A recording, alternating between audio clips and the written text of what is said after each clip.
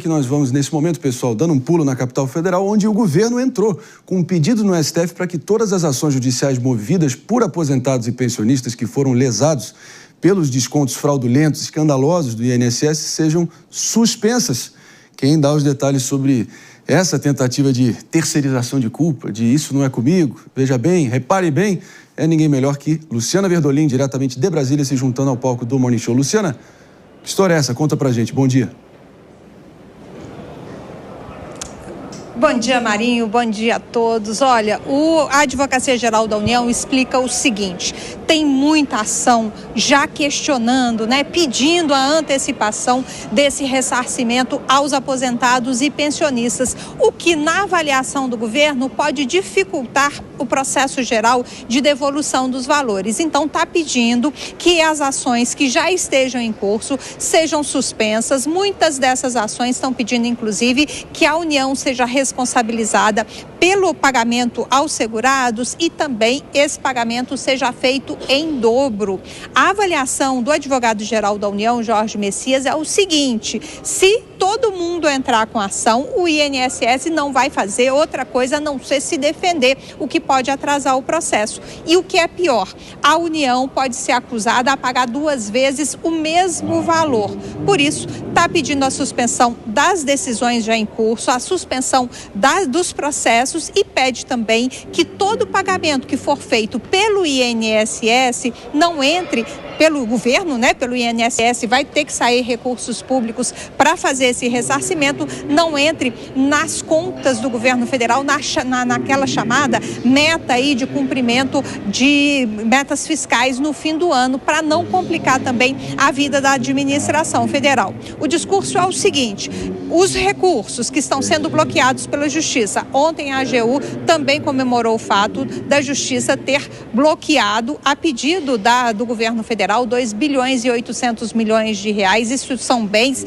e ativos financeiros de entidades, de pessoas ligadas à fraude, e esse valor no futuro vai ser utilizado para devolver o dinheiro que agora vai ser usado pelo governo federal para fazer o ressarcimento. O INSS garante que até o fim do ano todos os que tiveram desvios, recursos desviados ilegalmente de suas aposentadorias e pensões terão o dinheiro de volta. Isso vai ser feito agora com recursos públicos. Se as entidades não devolverem os valores, depois o governo conta com esse dinheiro bloqueado pela Justiça para reajustar as contas dos cofres públicos. Esse pedido foi feito ao Supremo Tribunal Federal. Hoje já tem 4 milhões de ações contra o INSS. São 9 milhões de pessoas que podem ter sido lesadas, e se todo mundo entrar na Justiça, segundo o advogado-geral da União, vai dar uma confusão danada, uma trabalheira, o que pode prejudicar o trabalho que já está sendo feito agora de cálculo dos valores e para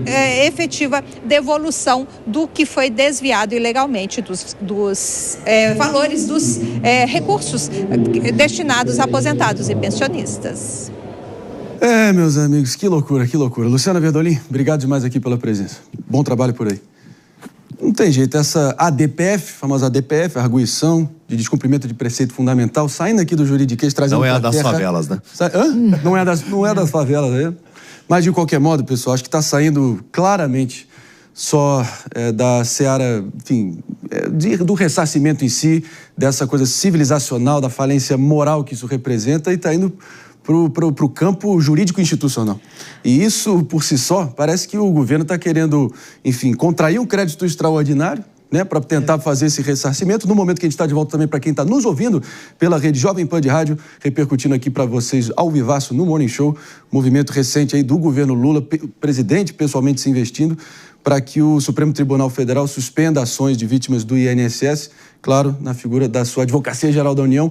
Vamos desconstruir aqui da forma mais didática possível, Aninha, para trazermos aqui para toda a nossa audiência. Vamos lá. André, o que está acontecendo é o seguinte, as pessoas que foram violadas, que tiveram aí descontos indevidos, talvez por não acreditar no ressarcimento de maneira administrativa ou pelas falhas que o sistema do INSS apresentou, a dificuldade que certas pessoas têm de pedir o ressarcimento ou de fazer a comprovação que é devida para que elas consigam receber esse dinheiro de volta, estão optando pelas vias judiciais, que embora seja um caminho mais custoso e mais demorado, talvez seja mais certeiro e aquelas pessoas vão receber de volta o valor devidamente corrigido, com juros. Em alguns casos, alguns juízes determinam a devolução em dobro porque entendem que foi ilícito o desconto. Aí tem toda uma questão jurisprudencial e toda uma questão de dispositivos legais mesmo. A questão que aqui me chama mais atenção é que o governo federal está pedindo para que essas ações sejam suspensas, porque sabe que uma série de condenações está por vir, afinal, o desconto foi indevido.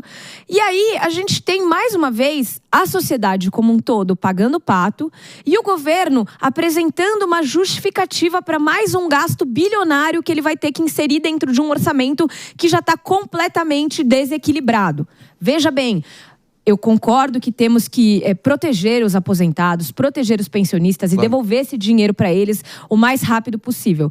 Agora, simplesmente tirar de onde a gente não tem, que é do próprio governo, devolver para eles e conseguir, por meio de bloqueios, nem 5% do valor que foi desviado dessas associações, me parece que aí sim, Zagarino, a gente tem uma falha monumental do governo em ir atrás de quem deveria.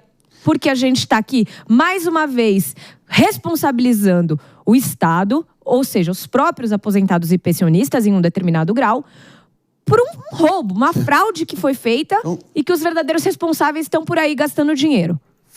É claro que o governo parece que vem falando aqui, né, Zagarino, falando tanto em proteger a Previdência, de moralizar a Previdência depois dessa cratera, desse meteoro que foi revelado, mas o que eles estão muito aparentemente querendo proteger de fato são os próprios limites fiscais do governo, que já estão ali frágeis ao extremo, só que com o nosso dinheiro. Não é isso? Sim. São 4 milhões de processos, 4.100.000 ali, a estimativa atual do Conselho Nacional de Justiça, já em curso, já reconhecidos ali com o seu direito ali reconhecido. E agora a gente vê essa movimentação saindo da seara administrativa, partindo ali para esse embate jurídico. Você acha que fica de pé essa história? Fica. É pior que eu acho que fica porque é um mecanismo processual que é possível e a gente tem soluções alternativas de conflito, entre elas buscar sempre a melhor solução para resolver os problemas, né? Lembrando que o Estado é quem resolve o problema, na figura do Poder Judiciário.